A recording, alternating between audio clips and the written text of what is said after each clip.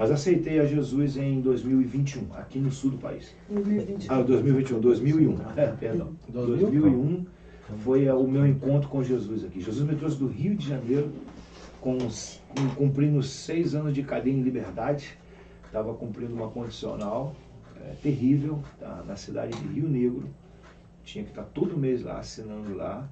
E ali pessoas foram entrando na minha vida e hoje estamos aqui, nesse lugar de príncipes e princesas. Aleluia. Maravilha. Certo, também.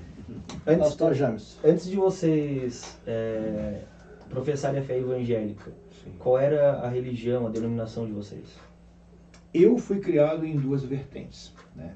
Inclusive eu oro muito pela minha família num sentido, né? Eles vão estar nos vendo, eu não tenho problema nenhum em falar com isso, porque minha fé é declarada no meio da minha família, principalmente pela vida do meu irmão, né? Que é um policial militar no Rio de Janeiro, que contraste, né? Olha. Ele é um policial militar, se eu não me engano agora chegou a tenente agora, se eu não me engano agora é um sargento, mas muito sério com as coisas, um homem muito sério, mas ele professa fé candomblessista, né? Ele é do candomblé. E nós fomos criados dentro dessa vertente, dentro da Umbanda, candomblé, enfim, né? Mas também fui católico daquele que sabe qualquer reza aqui agora. Mas tinha assim um convívio no dia a dia com a Bíblia? Tinha Exatamente, isso é uma boa pergunta, pastor James. Por quê? Porque a família do meu pai, todos evangélicos. Então eu tinha sabe como é que eu me sentia? A família do seu pai era evangélica. Evangélicos. E vocês acabaram indo para Umbanda, Quimbanda. Exatamente, porque aí já é parte da minha avó, pessoas que vieram da Bahia, Minas Gerais e tal, trouxeram tudo aquilo junto com a família. Da tua mãe, né? Da minha mãe e da parte do meu pai, evangélicos. Né? Eu fui criado mesmo dentro dessa vertente católica, entendeu? E espírita, a verdade é essa. 100% dentro dessa vertente. Mas a influência da família do meu pai foi muito forte na minha vida.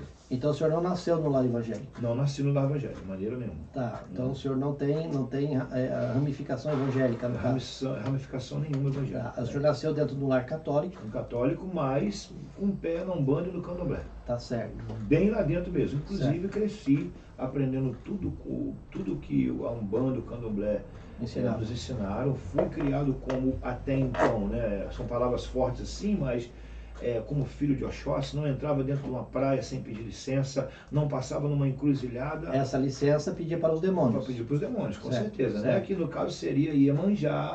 E tal. Então a gente foi criado assim, até os dias de hoje, algumas pessoas da minha família ainda seguem muito isso aí, entendeu? Certo. Exatamente, e ainda não tiveram essa libertação. E a irmã Cássia?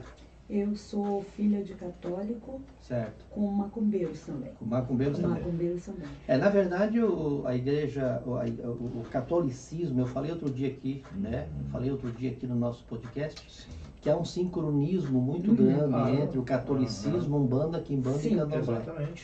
Foi inclusive uma das questões que eu questionei muito com o sacerdote quando eu conversei com ele pessoalmente, quando ainda eu era católico. Por que lá na Umbanda, Quimbanda, Candomblé, eles usam as mesmas estátuas, as mesmas imagens, esculturas que existem na igreja católica, né? E eu questionei com ele quando eu perguntei, ô sacerdote, a Umbanda, Quimbanda, Candomblé, essas coisas são de Deus ou não é de Deus? Não é de Deus, esse negócio é de Deus e tal. Então se não é de Deus, por que que eu estive na Umbanda, eu estive no Espiritismo? Como é que lá existe, lá tem as mesmas imagens, esculturas, né? São Jorge, Santo Antônio, São Sebastião, Aparecida, tem tudo lá. Até o próprio Rosário, né? Por que tem, se isso não é de Deus, se essas coisas não são de Deus, por que existem essas coisas lá? E a igreja, o catolicismo romano, ele trabalha com essas ferramentas, com esses instrumentos. Exatamente. E eu questiono, então sempre houve esse sincronismo, né? Então a senhora nasceu num lar católico, mas ligado ao espiritismo. Do lado da minha mãe, certo. A minha avó era praticante da macumbaria, né? Da macumbaria. E o meu pai do catolicismo. Certo.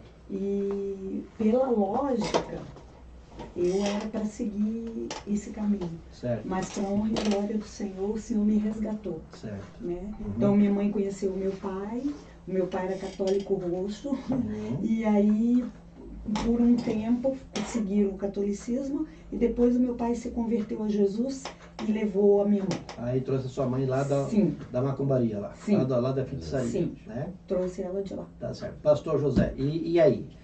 Depois que o senhor estava lá no meio das coisas aradas todas lá. Como é que foi o senhor sair de lá? É muito curioso o que aconteceu. Quero mandar um abraço para o pastor Everaldo Tomás, de Capinzal. Meu amigão, pastor Everaldo. Um abraço para o pastor Everaldo, Cristian Santos, meu amigo. Enfim, a todos os irmãos, a irmã Dara, né? Dara também está com a gente aí. Pastor, a questão foi a seguinte, então, é como eu estava falando naquela hora e caiu a energia, eu me sentia, depois que a gente conhece a Bíblia, a gente começa meio que se afeiçoar a algumas coisas, né, e a gente faz um comparativo, né. Eu me sentia como Timóteo, né, criado por um pai grego, entendeu, e tendo uma mãe judia, né. Aí eu tenho uma mensagem que eu falo, né, que Timóteo chegava em casa depois do trabalho com o pai, porque o pai, vivia com o pai, né. Sim. Ele ouvia da sua vertente religiosa com o pai, mas quando chegava em casa tinha que escutar o que a mãe aprendeu do Pentateuco e tudo mais, né, dos livros, né? Porque era um ensinamento, né? Sim. O judeu tinha que sentar com o filho e falar, ó, nosso Deus é desse jeito, é dessa forma. Então eu fui crescendo desse jeito. E é interessante dizer que a minha mãe, por mais que tenha sido criada muito dentro disso, ela tinha um temor muito grande, e tem hoje, tanto que a minha mãe hoje é evangélica, abençoada, uma mulher de Deus, entendeu? Abençoada mesmo, um beijo pra minha mãe. E o que aconteceu? A gente tinha uma coisa assim, tu vai na missa à noite. Vai na missa. Se eu não fosse na missa, eu tinha que ir no culto de manhã, com meus tios. Sim. Ela me forçava a ir no culto. Sim. E aquilo ali fez um diferencial na minha vida muito grande.